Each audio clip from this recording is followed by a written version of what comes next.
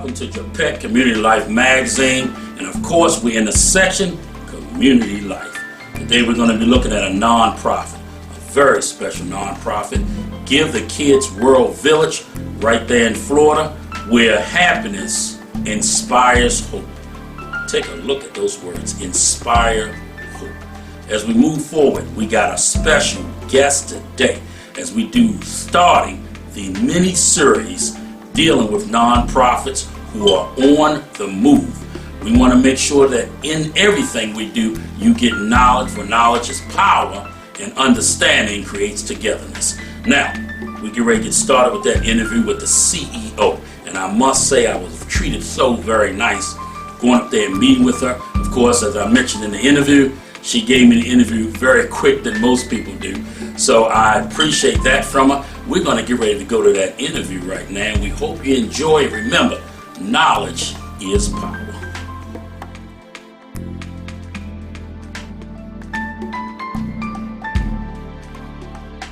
Welcome to Japec Community Life Magazine, of course, All Nations TV, and let's not forget radio stations that have came on board.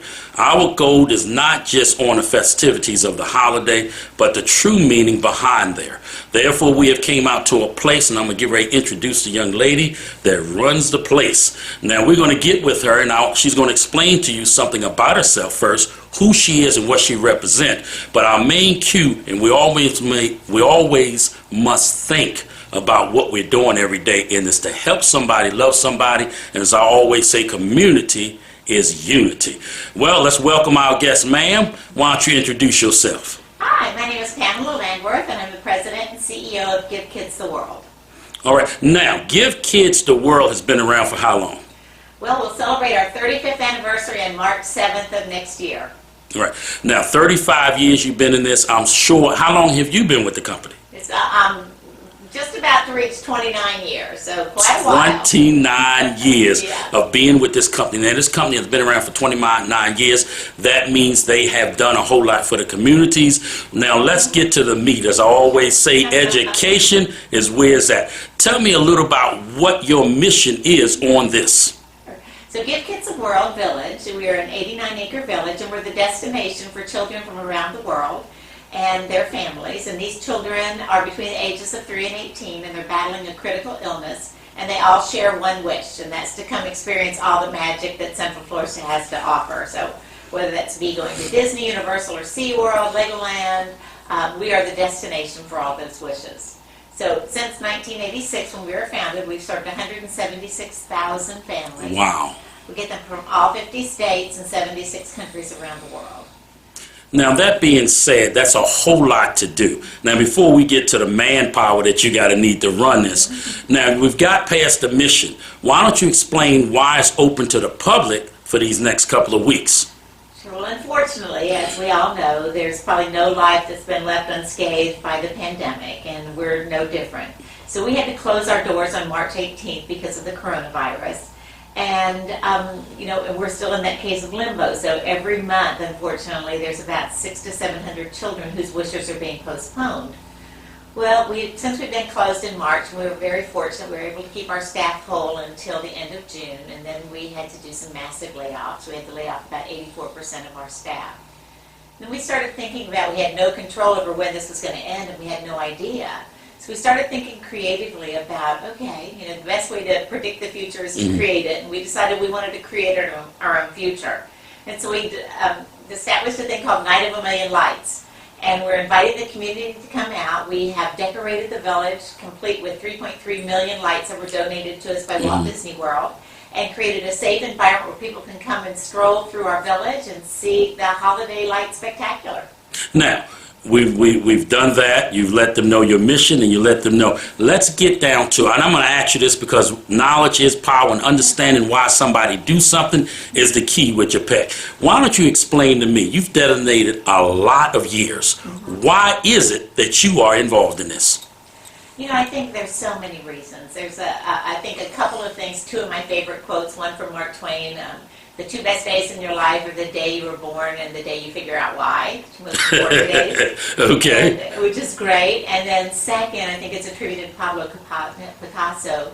when he says, the meaning of life is to find your gift. The purpose of life is to give it away. And I just feel like I was so blessed because of my background with my parents and my father, who was very successful in business and then later in life became a minister, and it was always about a life of service. And I think that's really what the village is all about. It's serving others, and it's putting others before self and creating these incredible experiences for children who we don't know how many tomorrows that they have. And I spent a wonderful career at Walt Disney World, and then married the founder of Give Kids the World. Now, with that being said, helping out kids and giving back to the families is one of the biggest things. And as you mentioned earlier, the greatest thing is to give, not receive, but the service of others. Now, you've been in this for 29 years. When you first got started, did you feel it was a little rough, or what exactly did you go through? No, it was amazing. Okay. All you have to do is to look on the smile of a child's face. Okay. For so long probably has had very little to smile about. These families, their lives are turned upside down because they have a child who's been diagnosed with a critical illness and they feel like they've lost control. Now, how do you separate? Now, I've been in the medical field and I've worked in different assignments in there. Separating, knowing what's going on is very touching and heartbreaking. I'm going to ask you because I want to know from you being in it, and this is about knowledge, how do you deal with it in an impact and knowing, yes, you're helping somebody, but sometimes reaching out is something else. I remember doing some assignments working with kids who had cancer. It was very hard for me mentally to let them go when it happened. And I'm just wondering, how do you deal with that? And is that something that you've got to talk over when you do have volunteers come in? Right, yeah, I don't know. I don't get the opportunity to meet all of those 176,000, but so many I have, and so many I've had incredible relationships with, and some went on to beat their illness and are living wonderful lives, and I get to stay in touch with those. Unfortunately, far too many we've lost, and it's never easy. But you just have to focus on what you're doing for these kids. And for 1 week, we're giving them, everything from life's simplest pleasures to the stuff dreams are made of that they wouldn't be able to do without us. Because, having a child with life-threatening illness, no matter how wealthy you are, it depletes your savings. And so many people don't have the opportunity to spend this quality time together as a family and feel normal again. They just want to feel normal. They just want to be kids. And giving, as you said earlier, giving is so awesome to give and try to help somebody. But as workers, we're going to hit on every subject as we do this interview because it's dealing with what they do and why they do it. Sometimes you probably go home and cry for a while and have to figure out what it is that I just seen. How could something so beautiful be in such pain? But when they come here, from what I understand, I did a phone interview the other day, some people have gotten better just knowing they could be free and have their family there and want to step in and volunteer, such as building things on their front lawn to help raise funds. So we're going to get to that in a minute. But if someone wanted to work here and volunteer, how would they go about doing it? Best way is to go to our website, www.givekidstheworld.org. And there's what it says, a beautiful thing, how can you help? And you go there, you click through, and you can become a volunteer. We also have job listings there if we do have jobs available. We're very blessed. We fill 1,800 volunteer shifts a week. Wow. And when you ask them, they'll say they get far more out of it than they put into it. It's just such a rewarding job. And you know what we're going to do? We're hoping to get some interviews with someone because, believe it or not, just like police, fire department, these people here have to have something in their heart to want to do. And then getting over it. Because when you get close to somebody, it hits you. Yeah. And when you're reaching out to others, it hits you in your heart. So I want to ask her, how does she actually deal? Has there been any cases that she went home and just said, whew, boy. And then, of course, the flip side, has she been happy? Yeah. Sometimes it's a roller coaster ride. And then those sad ones, all you can do is just cry and, just pour your heart out. But you have to have faith that you're able to make a difference in their lives even for a brief time. And it's hard. And you stay in touch with the families and you just try to let them know that, hopefully the memories that we've helped create are a source of comfort for them. I think the greatest gift that you can give another human being is the gift of hope. And that's what we try to give, is just give them hope. Now you're going to, of course, this place is going to be open for those. We're going to get more insight on it. But now let's bring this about. Those who are out there who want to get involved, she's already gave you the contact information. Now that you've got the mindset on what you want to do, let's go to now what is here to delight the kids and bring a smile on their face. Oh my goodness. First of all, when they step in, it looks like a giant Candyland game. It's a whimsical village. Everything is designed with the kids in mind. So sometimes they actually think they're at one of the theme parks when they get here because it's so beautiful. We have 166 two-bedroom, two-bath, completely wheelchair-accessible villas for the families to stay in. They're just so beautifully appointed and fun. We've got 4 wheelchair-accessible rides, and most of these kids have never been on a ride before because it's just not an efficient way. If you're a part of a theme park, they don't have many wheelchair-accessible rides. We have a place where you can get ice cream from 7:30 in the morning till 9:30 at night. So ice cream for breakfast is a tradition here. A gingerbread house where the families have their meals. We do have the world's largest Candyland game. It's a boundless playground. We can bring horses in so they can have horseback riding. Party every night for what I heard. Party every night. We celebrate Christmas every Thursday year-round. We celebrate Halloween every Monday night. We do a Pirates and Princesses party. So every night there's a party. And then every morning there's some kind of an activity where the theme parks will send their characters over, or we have our own characters. And it's just, I just tell people, imagine the happiest day in your life, whether that's when you got married, or you had your first baby, or your football team won the national championship, and just think how you felt after that. You just probably felt like you could conquer the world, that nothing was going to get you down. Well, imagine a child who's been through so much to come here and have 7 full days of the happiest days in their life. And this is why you should donate and get involved, whether it's volunteering or giving money because you're helping somebody. And you will want the same thing. But it's the gift and the service that makes it great. Now listen, we're going to get on to some more now. Of course, she's already schooled us on several things. And let me ask you this. You do have, for employment and also volunteers, it's no limit on how much times you can volunteer and get involved. Yeah. And one of your main success is the community around. So right now they've got of course you got to raise money to keep a nonprofit going. How would they go about if they want to donate to you? Well, donate to the organization. Yeah, they go to our website, and there's a big, right when you go to the front page, there's a big Donate Now button, which is awesome. They can come out and take part in the Night of a Million Lights because we are, it's a fundraiser for us and a fundraiser. It's the first time that we've ever invited the community out to see the village. We're very protective of the families while they're here for that week. So we don't allow just the general population to come in because one of the things that these families will always tell us is they get to feel normal here again. That's so important. Stares at them, ask awkward questions, and we're a microcosm of society. Yet I think we are the best example of my belief that what binds us together is infinitely stronger than what pulls us apart. So we get every ethnicity, every political persuasion, every religion and color, creed, everything. And it doesn't matter here because just your child has leukemia, my child has leukemia. Let's come together and let's talk about what the protocols are. Volunteers the same way. We get them from all around the world. So happiness physically and mental. So let me ask you this. You've explained your mission, you explained your content.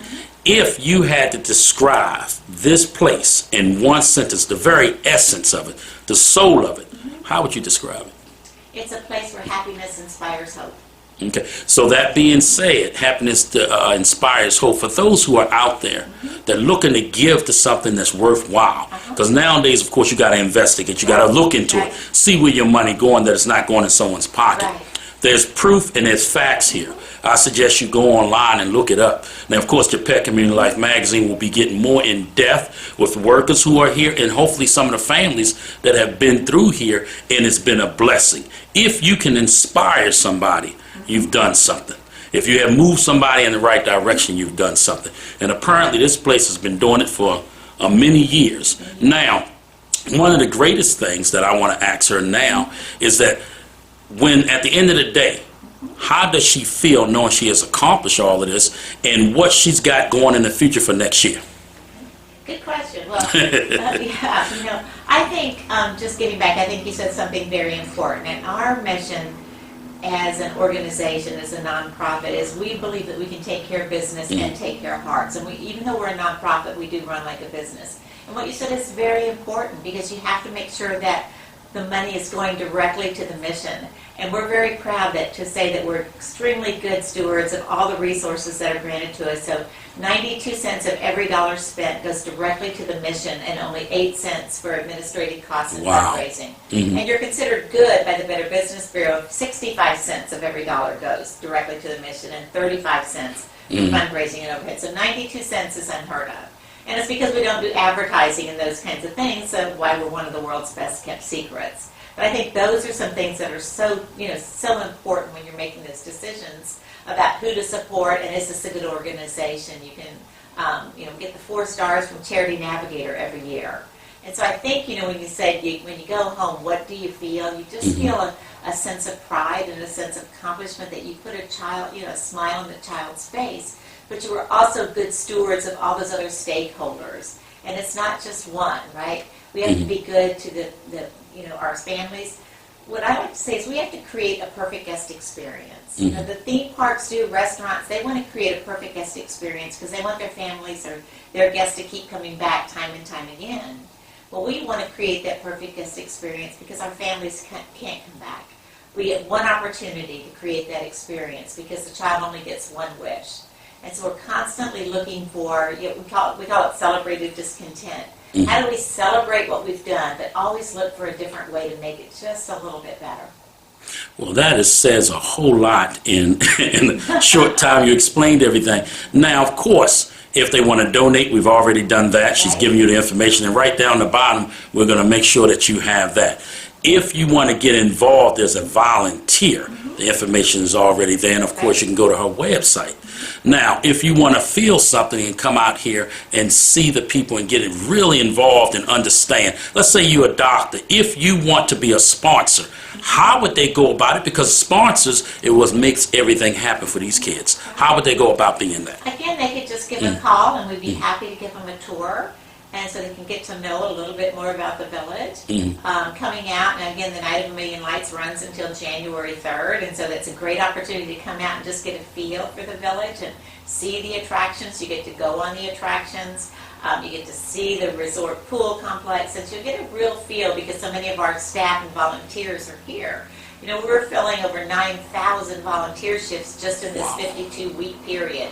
And so many of those, when we were closed, from March 18th or through now, these are volunteers who would get up every morning, and the reason for getting up was to come and volunteer at the village. They like to serve the breakfast to the families, or they like to run the rides. And so, when you think about the pandemic, it didn't just stop the lives of the children. It's the volunteers and the staff. So many lives have been impacted, just everywhere. And so the fact that we were able to do this Night of a Million Lights in a completely safe environment. We worked with 3 pediatric infectious disease doctors at the Moores Children's Hospital, as well as the safety group from Walt Disney World, to develop all of our protocols so that when we reemerge and we're able to reopen, it will be a completely safe environment for these kids to come, but it's a completely safe environment for our guests who are experiencing the Night of a Million Lights. We take everybody's temperature. They're required to wear a mask. The reason I don't have one on is because we're very far apart. And so yes, we practice the social distancing and all of those things that are so important. Now, you've gotten all that. Let me say this to those who are out there. Get involved, and remember, we always say what the Bible says, love thy neighbor as thyself. Let's be that way with everybody because it starts at home.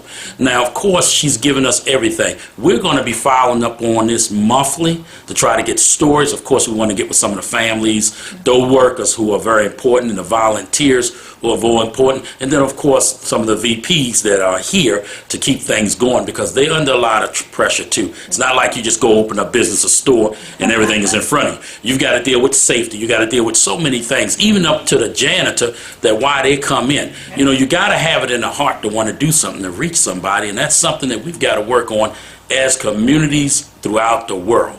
See something, say something. Try to help somebody out there. Now, I'm going to give her some closing remarks, and I've enjoyed the interview with her today, and I'm glad to get it this sudden. So, called her, and she got it to me in one day. I'm super happy. Well, anyway, listen, we're going to be following up not just Christmas. but we're going to get involved more because they're doing something that you need to take part in. Now, closing words, do you have any for the public? Yeah. Just want to thank them for the outpouring of love and support that this community already gives us, and there's so many ways. You know, again, when you think about it, you get so much more out of this experience than you put into it, and it's just amazing. And so I encourage you to learn more about our organization. And you know, it's living a life of purpose is the most important thing. Like I say, giving hope is one of those most precious gifts. And when you find that purpose in your life, whether it's volunteering here or making a donation, it will make a difference in your life as well. Well, in closing, I want to thank you for the time that you shared with us. Japec Community Life Magazine, as always, knowledge is power. And we've got to move forward with what we say and practice what we preach. Gentlemen, ladies, women, kids, appreciate your time. We will see you again. Japec Community Life Magazine, All Nations TV. Remember our slogan, we are here. Thank you.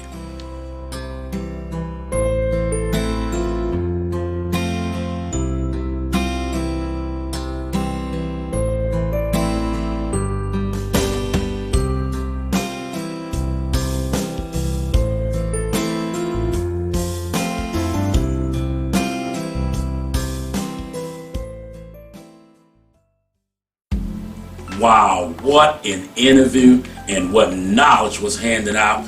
And I hope that you understand the mission of Give the Kids a World Village. Of course, we've got the mini-series that we're going to be working on to bring you the very best of what's going on up there as they reach their goals and go past them and helping the kids out. Now, of course, Give the Kids a World Village. You can donate, or you can donate time to come out here and work with them and get more understanding. And as I said earlier, remember, the greatest gift is the service of others and not just thinking about oneself. Well, coming to the end, we'd like to appreciate everybody who's carrying us out there again. And then also, you got to remember, you can become a sponsor. You can contact them on their website. And there's more information on how to get involved on their website too.